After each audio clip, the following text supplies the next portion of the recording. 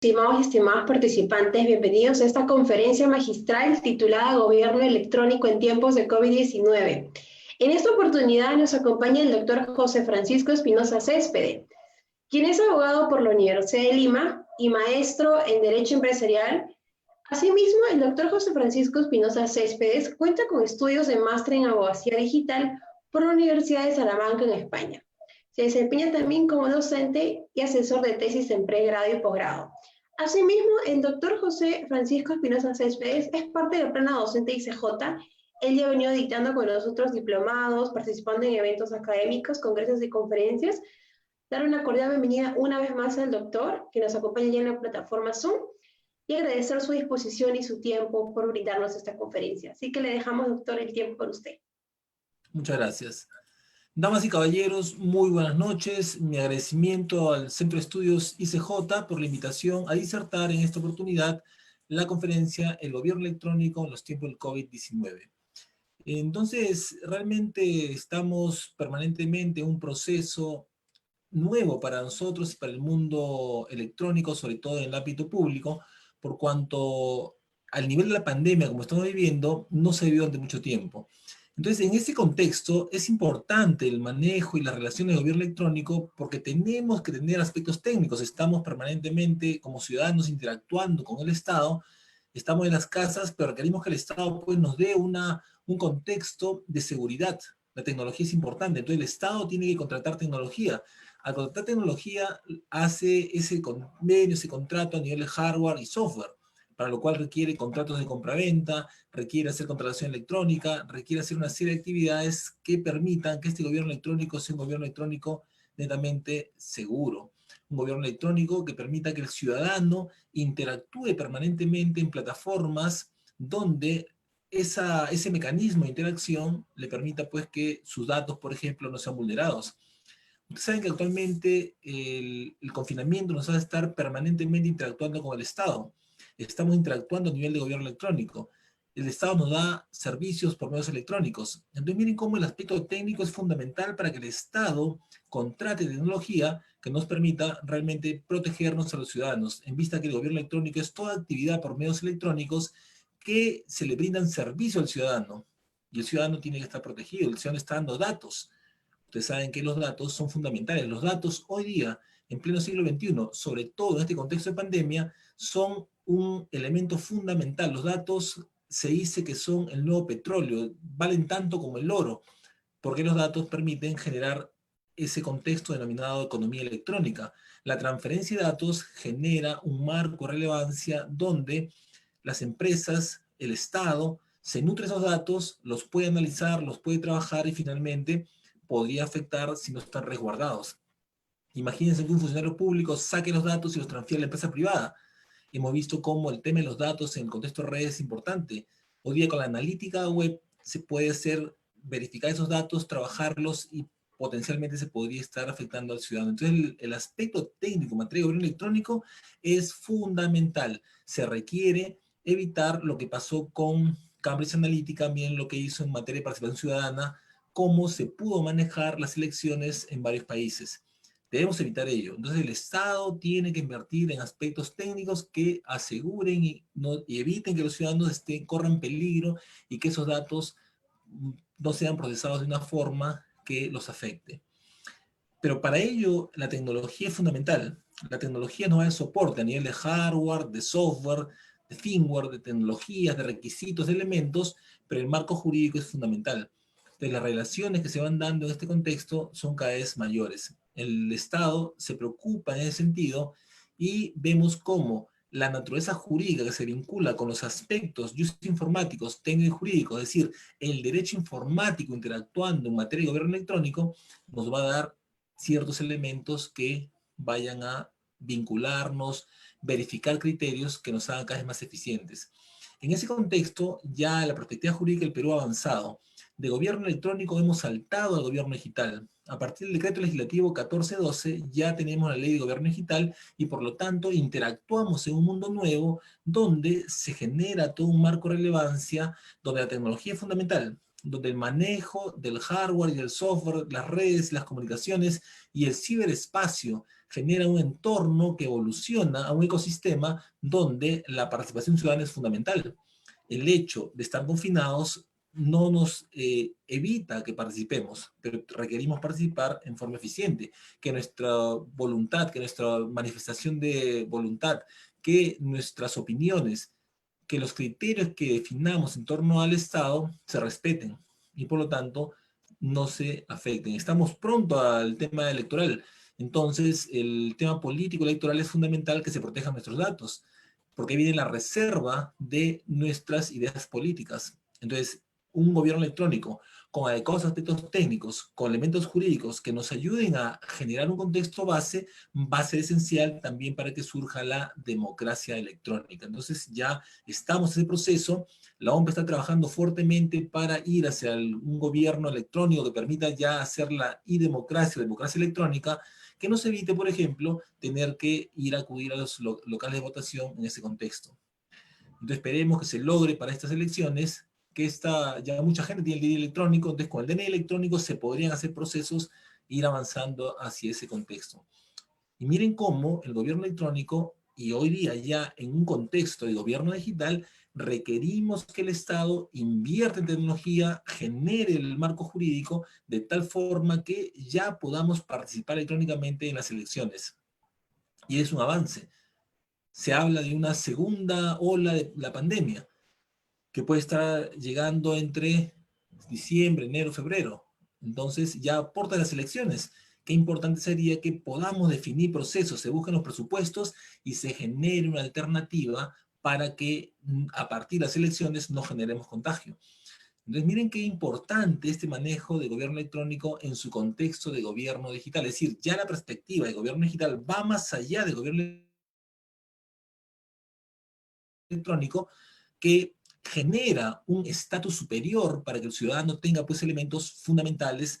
Primero, que pueda definir su voto, su participación electoral, que participe en la democracia electrónica. El voto electrónico como un manejo fundamental de participación ciudadana, pero siempre con los mecanismos de seguridad, con los mecanismos que impidan que se altere el voto, que impidan que se afecte a las organizaciones, a los ciudadanos. Por eso es que el aspecto organizacional es fundamental. Los criterios de las organizaciones tienen que estar enmarcados en estos supuestos de reserva, de resguardo. Imagínense que las convicciones políticas que están resguardadas constitucionalmente salgan y sean afectadas, con lo cual se generaría una afectación a los seres humanos, una afectación constitucional, y entonces tenemos que exigir como ciudadanos que el Estado, que el gobierno vaya y migre ya prontamente de este gobierno electrónico al gobierno digital y por lo tanto tengamos procesos que nos ayuden a interactuar eficientemente, que seamos eficaces a la hora de participar, a la hora de ir a la consulta previa. Imagínense por gobierno electrónico, por gobierno digital, ir hacia manifestar las voluntades respecto de una queja ciudadana frente a un ciudadano, ver el tema del acceso a información, es decir, todos los elementos que configuran estos criterios de gobierno electrónico y hoy día con la tendencia de gobierno digital, es decir, dar un estatus superior al ciudadano para que tenga esos mecanismos, son fundamentales, ¿no? Entonces tenemos que organizarnos, tenemos que exigir que el Estado se organice y que todas las entidades públicas puedan ir hacia ese contexto.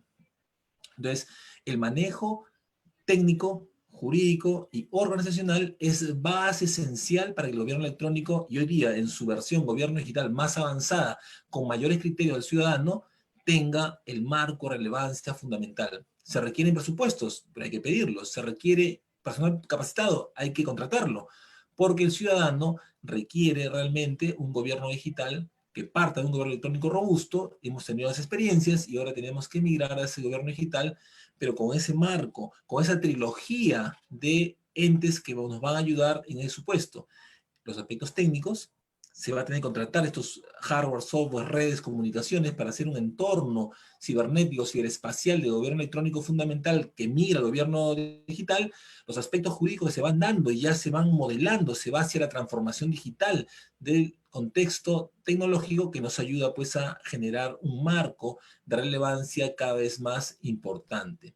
Entonces vemos que el elemento importante en ese desarrollo es fundamental, ¿no?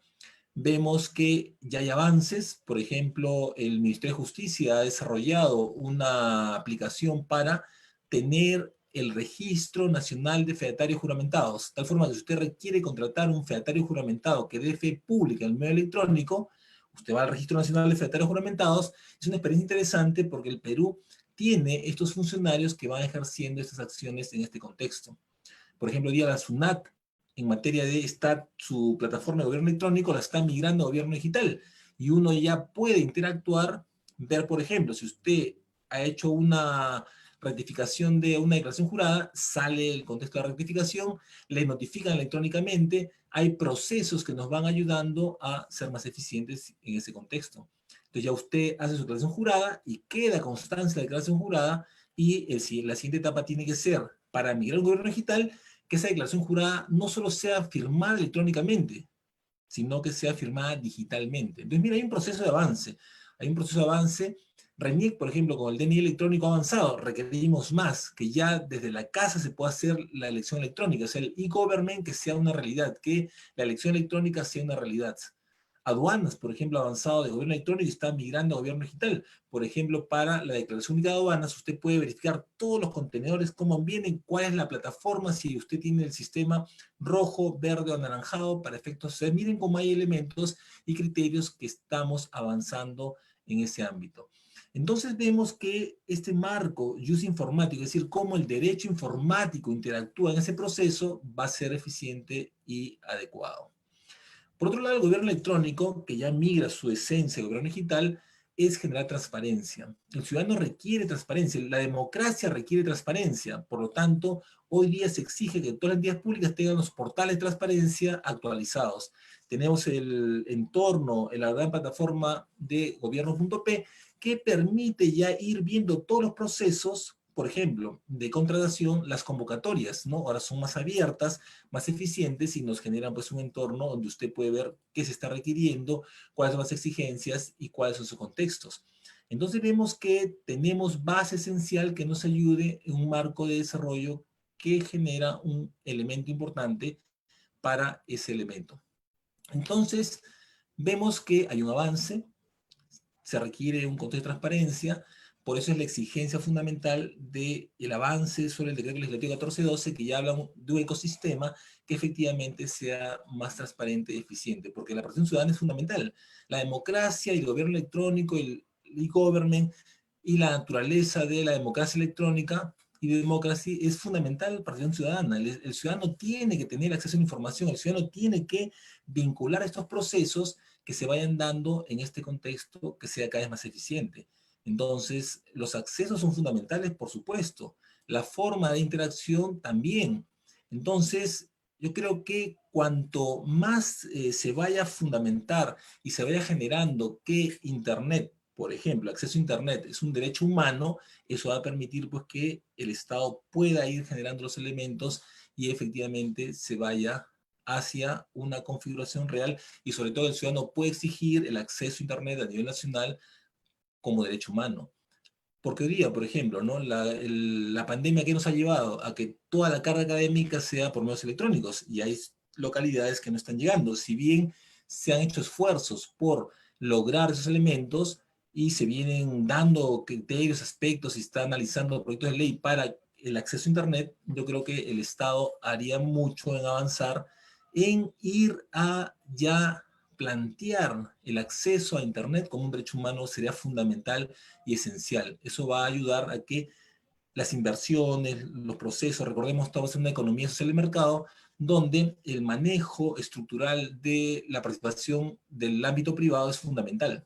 Es decir, el Estado, por el principio de subsidiariedad, solo llega donde el privado no puede llegar. Por lo tanto, vemos cómo esa interacción va a facilitar a que el Estado pueda dar las reglas fundamentales, haya más inversión y por tanto se llegue a estos contextos donde todavía hay un acceso. O sea, la pandemia que ha ayudado a determinar que nos falta avanzar en este backbone, en este contexto del desarrollo de la espina dorsal de las redes amplias.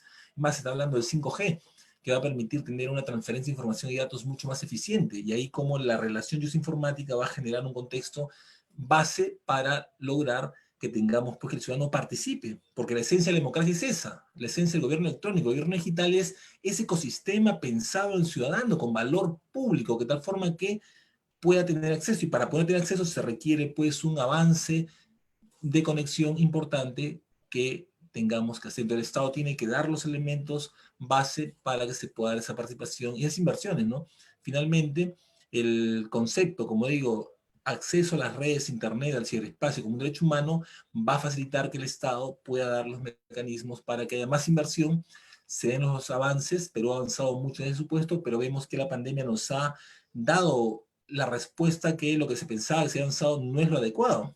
Hay todavía muchos niños que no pueden acceder, o la falta ya se está, por ejemplo, con el acceso a las laptops, está ayudando, es 1,5 millones de laptops, pero que se requiere mucho más, ¿no? Pero es un avance, el Perú está avanzando en ese sentido, si bien estamos retrasados, se está haciendo avances, ¿no? Avances importantes, y se requiere seguir avanzando. Es más, tenemos que exigir como ciudadanos que en estas próximas elecciones los partidos que van a competir tengan propuestas de cómo poder generar, pues, un marco de acceso para todos, y que Internet sea un derecho humano para todos, ¿no? Independientemente del contexto económico, el ámbito académico, etcétera. La educación es un mecanismo fundamental. Y hoy día, por el contexto del ámbito de las redes y los mecanismos que se van interactuando, es la fuerza esencial de cómo el Estado tiene que presentar las bases, pero dando los mecanismos esenciales para que exista inversión, y en este contexto de una economía sobre el mercado podamos ir creciendo y avanzando en este contexto. Entonces, transparencia sí, porque cuanto más transparencia existe, vamos a poder ir hacia el contexto de integridad y a lucha contra la corrupción, que finalmente es el gran flagelo que nos viene afectando en nuestro país. Entonces miren cómo el gobierno electrónico va generando trámites, va generando sistemas, va generando mecanismos, pero tenemos que lograr ese gran ecosistema donde todo esté interoperable, todo esté comunicado, el ciudadano pueda acceder a los datos, pueda acceder a la información, y por lo tanto pueda tomar decisiones informadas. Ahí es la importancia, ¿no? Esos trámites en línea que cada vez se van mejorando. Por ejemplo, usted puede determinar hoy día en línea si el buque que viene importando su mercadería para venderla está adecuado, y si el ciudadano ve que hay determinados elementos que no se importa, puede haber una predicción de lo que puede subir. Es decir, cómo los portales de SUNAT, de SUNAT Aduanas, van ayudando a eso, que el ciudadano también puede informarse qué cosas se está importando, qué no, y qué puede subir o qué no. Es decir, pero tenemos que capacitar al ciudadano para que pueda interactuar con los mecanismos que existen. Y tenemos que crear esa gran plataforma donde todo sea muy fácil para el ciudadano. Hoy día todos los ciudadanos, tenemos en el Perú, hay más de 30 millones de smartphones donde se puede interactuar fácilmente con ese contexto. Pero miren, los trámites en línea son la ventanilla única electrónica, por ejemplo, del bus es importante, ¿no? Base esencial para el desarrollo de la economía. Tendríamos que hacer una ventanilla electrónica de turismo, por ejemplo, ¿no? Usted desea rápidamente, no solamente, Perú está haciendo esfuerzos con ¿y tú qué planes? Pero deberíamos hacer una plataforma mucho más grande, donde la oferta y la demanda turística esté. Tenemos que repotenciar, tiempo de COVID, tiempo de cambio. Entonces el ciudadano ya no tiene que ir a un sitio físico para ver las cosas y ver las ofertas. Miren cómo en este contexto del apoyo que está dando PROMPERÚ con su plataforma, que está en proceso de desarrollo, las playas del norte están cubiertas, se está reactivando el contexto turístico nacional. Hoy día se está dando la campaña cuando vuelvas, ¿no?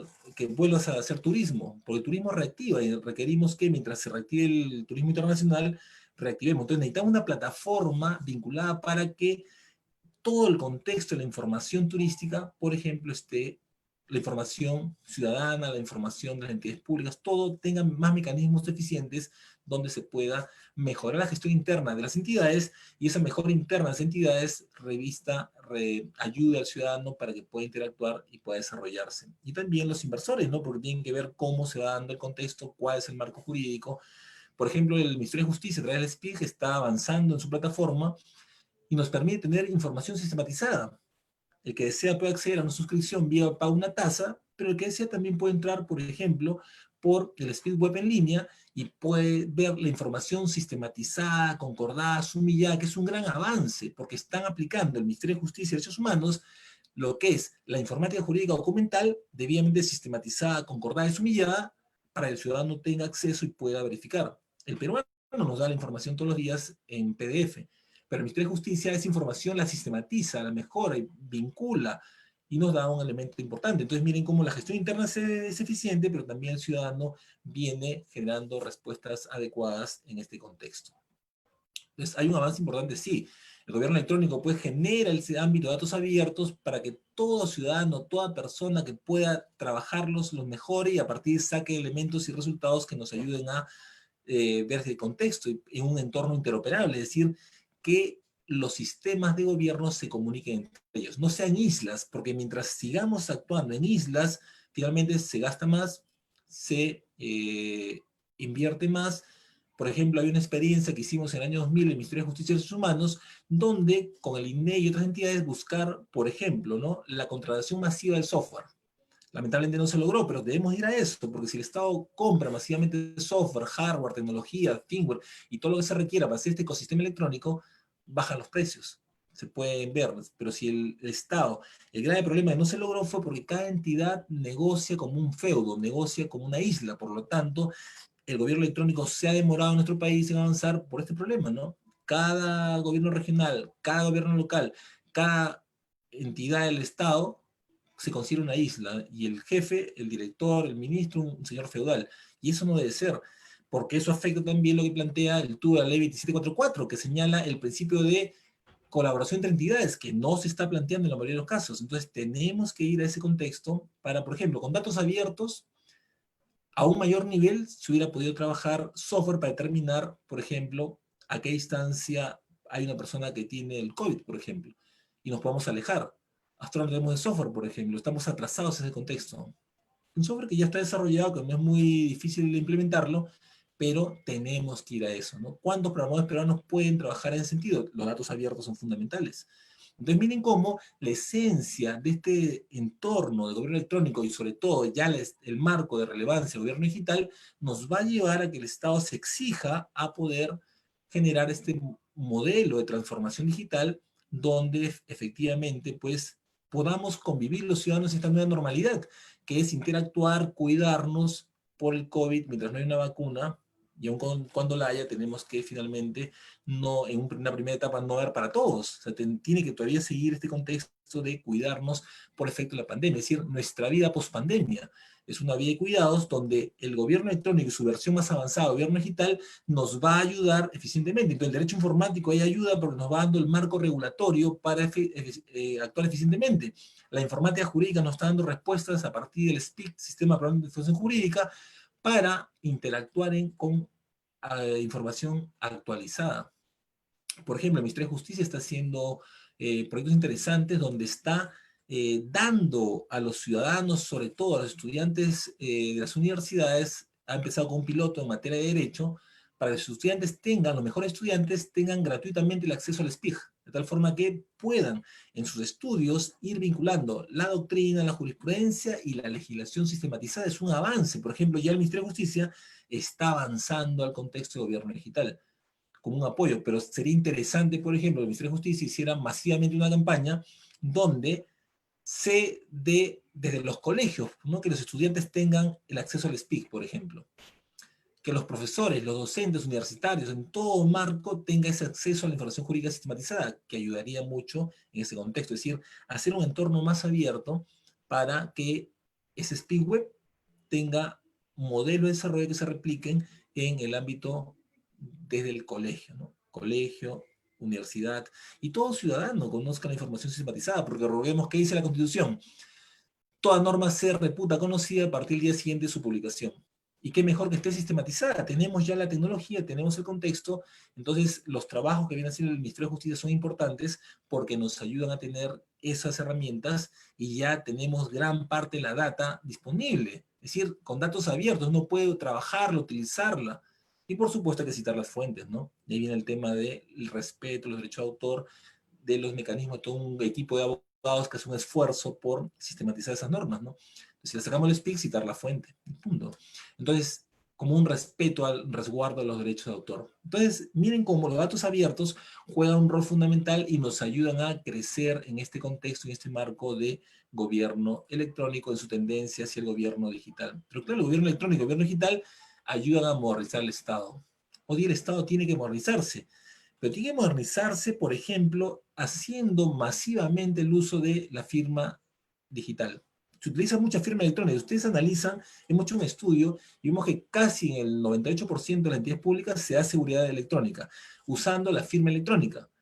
Pero la firma electrónica pues tiene niveles de seguridad, y la más segura es la firma digital. Tendremos que ir ya a masificar el uso de la firma digital, de tal forma que ahí tenemos un elemento de modernización. Otro elemento de modernización es empezar a interactuar con los fedatarios informáticos, los fedatarios juramentados, de tal forma que tengamos pues funcionarios capacitados dando fe pública en medios electrónicos y generando microformas, es decir, documentos electrónicos en pleno valor legal que nos permitan y nos admitan tener un entorno de seguridad, porque la importancia de la microforma es que si bien interactúa en procesos digital en línea, puede actuar en procesos fuera de línea, y por tanto cualquier intento de hackeo o craqueo podría verse ahí con un mecanismo de seguridad importante. Y la interoperabilidad entre entidades, ¿no? Entonces vemos avances, por ejemplo, un avance importante de gobierno electrónico y manejo de gobierno digital está en la Superintendencia de Mercado de Valores, donde vinculan la firma digital, la microforma digital, el fedatario juramentado, el fedatario informático, para dar valor público a las operaciones que van generando cotización en bolsa. Tienen un elemento fundamental de cómo se viene aplicando. Ese modelo, por ejemplo, debería replicarse a nivel de todas las entidades públicas, de tal forma que logremos un entorno use informático, un entorno con aplicaciones use informática, es decir, derecho informático, con aplicaciones de informática jurídica, con elementos que permitan la featación informática, y generamos un ecosistema saludable, seguro, que nos ayude a un Estado moderno, un Estado sistematizado. Por otro lado, el Estado está haciendo muchos esfuerzos para trabajar el tema de la protección de datos personales. Entonces, miren qué interesante este proceso, porque ya vemos un manejo eficiente en estos mecanismos que nos ayudan a ese contexto. Ya Naciones Unidas ha planteado la importancia de interactuar en el mundo electrónico a través del concepto que el ciberespacio y el acceso a Internet es un derecho humano. Base esencial, ¿no es cierto? Deberíamos ya estar pensando en incorporar ese derecho en la Constitución para que podamos ejercer las acciones ciudadanas y exigir pues, que ya todo el país esté conectado. Porque si no, estamos dejando pueblos y personas y muchos ciudadanos que están sin atención. Y hoy día con la pandemia, sin acceso a la educación. Y ustedes saben que la educación es fundamental para desarrollarse y poder generar un contexto cada vez más importante, esencial. Y claro, el gobierno electrónico, su versión gobierno digital más avanzada, requiere innovación. El design thinking, por ejemplo, ¿no? Con un contexto fundamental que nos ayude a tener una tendencia donde todos los funcionarios públicos y todas las personas que aspiran a ir al Estado tengan pues una visión de desarrollo que permita dar elementos de innovación. Hoy día se habla de startups. Concitec, por ejemplo, otra innovación que está haciendo es fomentar el desarrollo de startups que generen valor público. Es un avance importante, ¿no? Entonces hay becas, cantidad de becas que se están dando para el tema de innovación. Eso es importante, es un avance. Es decir, ya el Estado paulatinamente está cambiando esa mente de un gobierno electrónico cerrado a un gobierno digital más abierto, más inclusivo, con un entorno realmente cada vez más importante, porque los servicios al ciudadano tienen que ser eficientes, tienen que ser con valor público.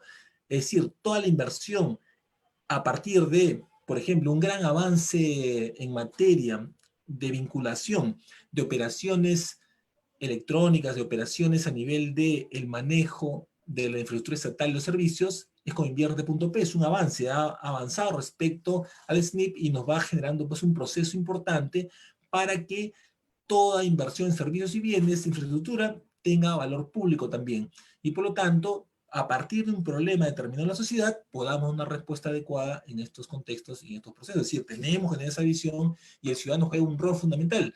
Primero, para fiscalizar, segundo, para exigir su derecho y tercero, para interactuar en este ecosistema digital que nos ayude a ser cada vez más eficientes, eficaces. Y eso nos permite tener pues, una vinculación cada vez mayor en estos procesos y en estas coyunturas que se van configurando complicadas, pero no por ello vamos a dejar de pensar, interactuar, cómo innovar, cómo exigir que el Estado innove, porque cuando el Estado innova se hace un Estado más democrático, un Estado más abierto, un Estado que permita que todos los ciudadanos realmente puedan participar El contexto de democracia es eso, ¿no? Una democracia participativa, donde el ciudadano pueda estar pues exigiendo a su autoridad que cumpla. Y nosotros como ciudadanos, vienen elecciones, tenemos que por lo menos, en la base de datos del Jurado Nacional de Elecciones, por ejemplo, ¿no?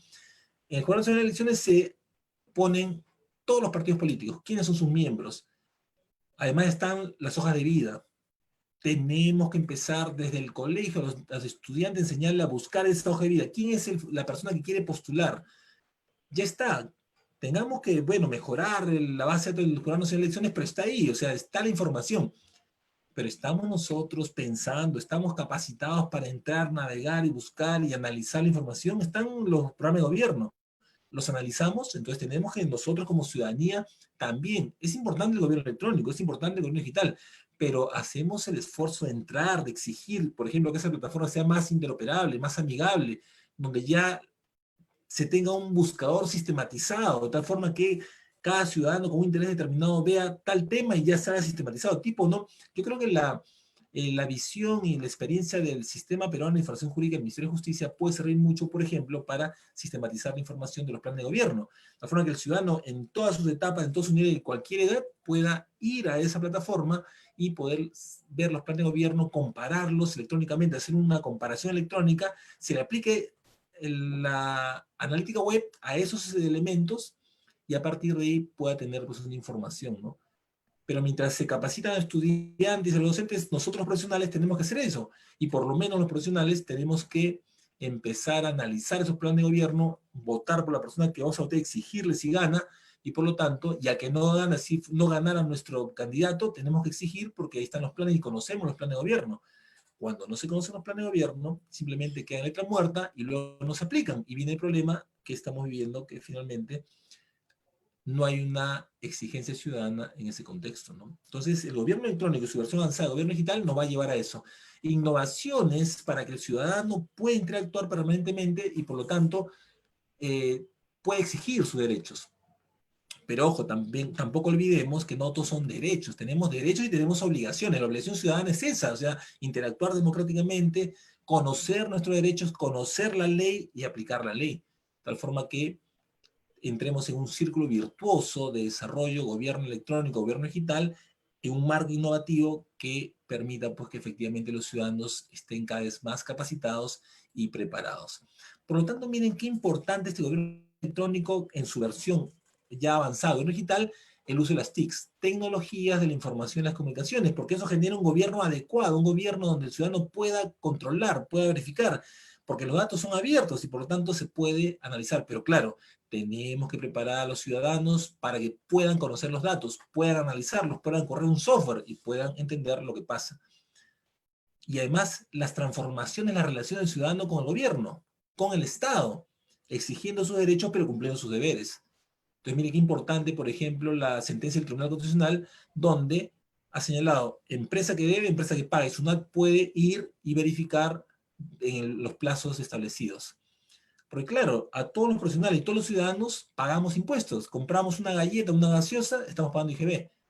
Y estas grandes empresas querían dejar de pagar 11.000 millones. Entonces, mire qué interesante cómo ya también a nivel constitucional, de esa perspectiva, ya el Estado tiene 11.000 millones que cobrar y poder implementarlos en la lucha contra la pandemia, en interconectar, dar las facilidades para la interconexión a nivel nacional, un país interconectado, un país de desarrollo.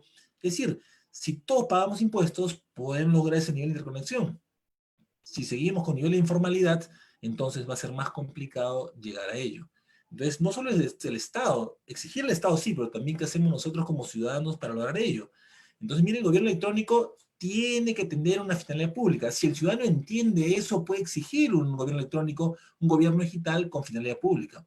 Un gobierno electrónico que genere valor público, es decir, que cada centavo que se gasta en servicios o infraestructura para lograr la interconexión nacional tenga pues un valor público y una incidencia ciudadana y realmente permita el acceso a la educación, a la política, a la ciencia, a la tecnología, al arte. Hoy día el arte, por ejemplo, ¿cuánto requiere? Todavía no se abren los escenarios, los teatros, los cines. Entonces requiere pues, que el ciudadano también tenga interacción, los artesanos, los artistas, ¿no? Entonces tú un elemento que el valor público genera pues un gobierno que efectivamente está pensando. La Smart City, por ejemplo, ¿no? Bogotá, cómo ha avanzado como una Smart City a partir de esa visión de gobierno digital que ha permitido que la ciudad esté interconectada. Barcelona, por ejemplo. Barcelona, cómo ha avanzado en su Smart City, donde el ciudadano tiene servicios, el ciudadano está interactuando en zonas donde nadie quiere ir. Ahora, con la interconexión total, las empresas van, invierten, dan mejores servicios. Entonces, la Smart City, por ejemplo, es una aplicación. Se han hecho intentos en el Perú, pero no se ha logrado ese nivel de Barcelona, por ejemplo, o de Bogotá. Nos tenemos que ir hacia eso. El camino está trazado. El valor público es la esencia, ya se está interactuando en esos procesos, pero tenemos que exigir ese elemento para generar un alto impacto y el ciudadano realmente tenga un entorno eficiente, un entorno donde destacarse, un entorno donde participar, un entorno donde obtener información, esa información usarla y poder desarrollarse en una comunidad donde todo esté debidamente interconectado. Entonces, miren cómo el manejo eficiente de estos procesos son cada vez más importantes, ¿no? Por ejemplo, un amigo tuvo la mala suerte de ser asaltado en Barcelona, hizo la denuncia policial, se le acompañó a la comisaría, y capturaron a los delincuentes rápidamente. ¿Cómo? Interconectando las cámaras de seguridad. Anoche han robado una mototaxi en Villa María del Triunfo y hasta ahora no se puede ubicar la mototaxi, porque las cámaras no están interconectadas, o sea, no está vinculada con la policía. Entonces no hay valor público, ¿se dan cuenta? Entonces tenemos que ir hacia eso, tenemos que ir avanzando hacia ese contexto, de tal forma que podamos también, por ejemplo, en materia de inseguridad ciudadana, se está avanzando bastante con las rondas ciudadanas, las rondas donde los vecinos participan, pero ahora hay que interconectar las cámaras, interconectar todo con la policía, de tal forma que tenemos un entorno de seguridad, de tal forma que esa información no se afecte al ciudadano, sino más bien ayude al ciudadano. Es decir, hay experiencias que se pueden replicar y mejorar, pero todo está en un contexto donde el ciudadano exija, pues, que el ciudadano también cumpla con pagar sus impuestos, las empresas cumplan con pagar impuestos, porque el Estado requiere fondos para poder invertir en la integración total, en generar ese manejo. Entonces, miren, para hacer todo eso se requiere niveles de seguridad.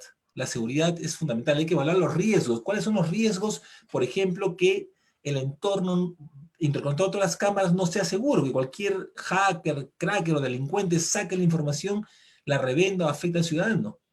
De los riesgos hay que evaluarlos, ¿no? Riesgos técnicos, riesgos jurídicos, riesgos organizacionales. Es decir, el gobierno electrónico tiene que ir a un proceso donde la seguridad es fundamental y la evaluación de riesgos es la esencia, de tal forma que podamos estar capacitados para analizar las posibles contingencias y responder a incidentes rápidamente, porque finalmente el gobierno electrónico, el gobierno digital está en la mira de los hackers, crackers, freakers, lamers, etcétera. Todas esas alimañas informáticas quieren interactuar y afectar. Entonces, si no hay seguridad, vamos a ser afectados. Entonces, tenemos que interactuar en el mundo del gobierno electrónico, gobierno digital, en un marco de seguridad. La seguridad es fundamental. Entonces, el Estado tiene que invertir. Pero pregunta, ¿los ciudadanos invertimos en seguridad? Es otro contexto. Porque el ciudadano de su máquina va a interactuar con el Estado. El Estado puede tener seguridad y si nosotros no tenemos seguridad, nos atacan a nosotros y vía el ciudadano ingresan al Estado y destruyen. O sea, miren cómo también los ciudadanos requerimos tener un contexto donde nos permita manejar un ámbito donde se requiera ver un marco de desarrollo fundamental, donde el Estado, el gobierno tiene que interactuar, sí. El gobierno tiene que dar una acción de valor público, sí. Tiene que migrar el gobierno electrónico al gobierno digital, sí. Pero el ciudadano también tiene que interesarse por estos temas, porque si no el ciudadano puede ser la esfera donde el ataque se dé y destruye la base de datos, el entorno, el ecosistema y afecta a toda la ciudadanía. Entonces hay un elemento y como ya, yo siempre pongo, del colegio tenemos que ayudar a los estudiantes a manejar la seguridad. Desde la casa, ¿no? Las redes sociales, ¿cuántos de nosotros hemos explicado a nuestros hijos que es importante ir viendo el tema de la configuración de la seguridad de nuestros datos? ¿Qué datos pueden ver nosotros? ¿Qué datos no podemos ver? Casi no se maneja ese contexto. ¿Cuántos padres están analizando ello? Entonces también el reto es que los padres de familia, los ciudadanos nos interesemos por estos temas, claro, con el apoyo del Estado, que a partir de esa visión de capacitación empiece a generar pues modelos de capacitación donde el padre de familia pueda conocer elementos mínimos de seguridad. Por ejemplo, en la interacción de redes sociales, porque la red social a partir de ahí puede ser el mecanismo que pueda afectar la imagen, la intimidad y una serie de datos que podrían afectar prácticamente a este niño más adelante. En Europa, por ejemplo, ya los padres de familia están enseñando que sus hijos no pongan fotos, datos, información que los pueda afectar. porque más adelante esos datos, esa información va a salir y porque pueden poner una cosa que puede ser muy graciosa, pero en un contexto determinado puede afectar pues valores éticos, valores morales o el propio derecho. Entonces tenemos que tener mucho cuidado en ese sentido. De la seguridad es fundamental. La seguridad física, la seguridad lógica, tiene que implementarse en el gobierno electrónico y en su marco amplio de la vinculación hacia el gobierno digital, como mecanismo esencial de este manejo de estos criterios que debemos tener en cuenta, ¿no? Entonces miren cómo el gobierno electrónico y ese ámbito de desarrollo del gobierno digital, la presencia es fundamental como el primer paso, ¿no? Tiene de presencia el Estado, sí, ya tiene su página web, muy bien, ahora hay que tener esa página web interactúe, esa página web genere servicios, pero servicios ya no solamente en crear la información, sino que vaya a transacciones que el usuario pueda operar, por ejemplo, ¿no? Págalo.p es un avance importante donde uno de la casa puede hacer pagos al Banco de la Nación y luego mandar la información. Sunedu, por ejemplo, ha avanzado mucho en esto, donde usted paga al banco, interactúa con Sunedu, da los datos y ya tiene su información, sus datos, si el título universitario, la maestría y el doctorado están inscritos. Y eso es importante porque está dando información y datos que son fundamentales para ver si efectivamente quien está dictando esa charla es o no abogado, es o no magíster, es o no doctor.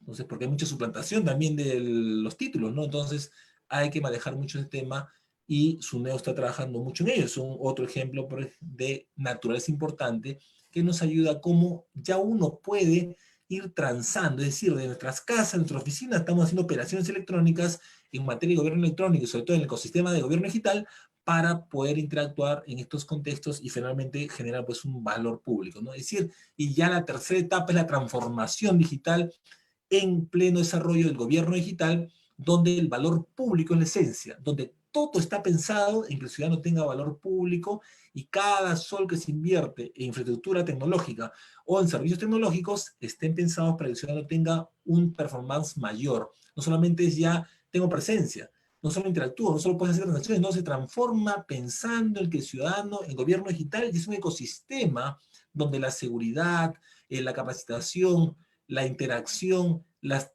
transacciones y el valor público son la esencia. Es decir, un manejo fundamental que nos permita pues, ser cada vez más adecuados. Entonces, hablar de gobierno electrónico y su avance al gobierno digital es interactuar con tecnología. Y para eso hay que contratarlo. El derecho informático plantea los elementos en los contratos informáticos, contratos electrónicos. El tema cultural, tenemos que culturizar a nuestra gente, a los ciudadanos, porque la cultura, pues académica, la cultura social, la cultura de todo tipo, ¿no? Que pueda haber buenas películas, que pueda leer buenos libros, que tenga literatura, que el Estado invierta en literatura, concursos de literatura, donde esos nuevos literatos puedan poner a disposición en licencias Creative Commons, donde todos los ciudadanos puedan vincularse con esa literatura. Empezar a invertir, por ejemplo, los grandes clásicos que están en dominio público, ponerlos en las bibliotecas nacionales para que los ciudadanos pues conozcan esos grandes libros del conocimiento intelectual que requerimos para que la ciudadanía, ahora desde una perspectiva de gobierno digital en ese ecosistema, pueda también autocapacitarse. El autoaprendizaje es fundamental. Ya el contexto de educación está migrando al mundo electrónico. Y uno puede, desde su perspectiva, poner los plazos y cómo aprender. En un aula estático uno tiene que ir al ritmo del profesor. En el mundo electrónico, en el learning, en la capacitación electrónica, es fundamental porque finalmente en ese ecosistema seguro, donde la información es la que está vigente en el contexto nacional e internacional para efectos de desarrollarnos, ya el ciudadano decide cómo aprende. Si puede aprender todo en una semana y aplicarlo, qué bien. Si lo puede hacer en 15 días, en un mes, dependiendo de los plazos y sus tiempos, porque ahora hay que hacer teletrabajo, hay que hacer trabajo remoto, hay que dedicarse a la familia, hay que estar en la oficina o en la casa, pero no se puede uno mover tanto.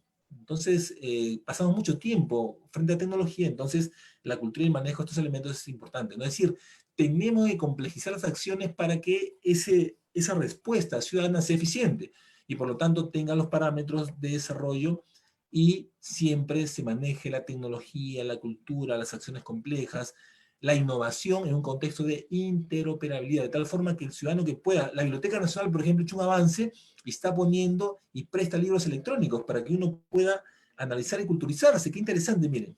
¿Quién iba a pensar que la Biblioteca Nacional iba a interactuar? Claro, que debe hacer más, tiene tantos libros que ya están en dominio público que podría ya ir incorporándolos a un manejo de biblioteca digital electrónica, en ese ecosistema digital que generaría pues, que cada ciudadano pueda culturizarse, pueda especializarse en la rama que más le guste, y así pueda estar permanentemente capacitado para estos procesos. De tal forma, estudia un diplomado, ya tiene la información electrónica en las bibliotecas públicas, sobre todo aquellas de dominio público, que le puedan permitir ese manejo.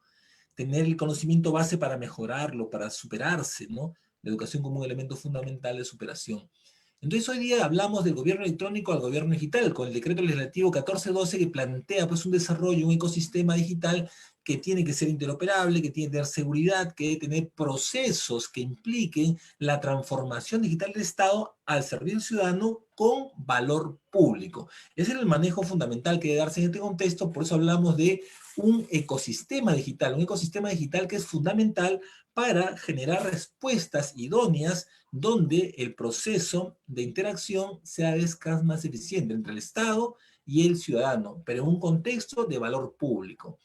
Cada sol que se invierta en infraestructura tecnológica a través de proyectos de inversión multianuales, a través de mecanismos de incidencia, donde la tecnología sea el factor fundamental, tiene que ir el contexto de valor público. Es el gran avance, por eso le decía, ya hemos migrado del gobierno electrónico al gobierno digital, con una perspectiva nueva, un ecosistema que nos ayuda a que el ciudadano tenga un ámbito fundamental en ese contexto.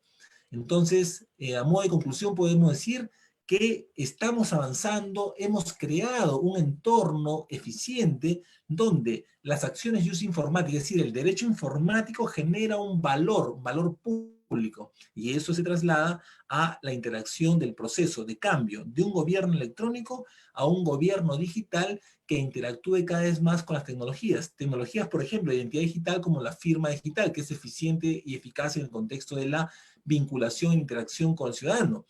El contexto de ir superando el manejo de la firma electrónica, porque finalmente la firma electrónica la maneja una entidad. En cambio, la firma digital ya está fuera. Tenemos una entidad como Indecopi que genera los elementos en el marco privado y reniega en el ámbito público. Pero ya las estructuras son diferentes, es decir, otro manejo. La protección de datos es fundamental en este ecosistema. La presencia del featario informático, dando fe pública en estos procesos de interacción ciudadano-estado. De tal forma que cuando hay un problema tenemos la microforma digital como elemento probatorio de esa acción y nos permita generar un manejo eficiente en este contexto. En ese sentido, simplemente agradeciendo a ICJ por la invitación de esta charla, quedo a disposición de sus preguntas. Muchísimas gracias, muy buenas noches. Muchísimas gracias, doctor. Contamos con algunas preguntas en la plataforma Zoom. La primera pregunta es la siguiente. Tengo una consulta. Hablando del tema, quizá puede el ponente mencionar algunas experiencias exitosas de gobierno electrónico en el nivel de gobierno regional y local. Por ejemplo, la Municipalidad de Ventanilla estuvo tratando de avanzar hacia la Smart City. Claro que no lo logró permanentemente, pero es un elemento, un avance. Tenemos que ir más, o sea, no solamente es tener la tecnología y las redes, sino además tener un contexto donde la acción sea interoperable con ciudadanos, los datos sean abiertos y por tanto la seguridad fundamental. Otro avance, por ejemplo, a nivel nacional es SUNAT. Ya el mecanismo para la factura electrónica, para los recibos honorarios electrónicos es un avance importante. Antes había que estar yendo permanentemente a las imprentas a que nos impriman talonarios de recibos honorarios. Hoy día lo hacemos electrónicamente. Entonces es un avance importante en ese contexto.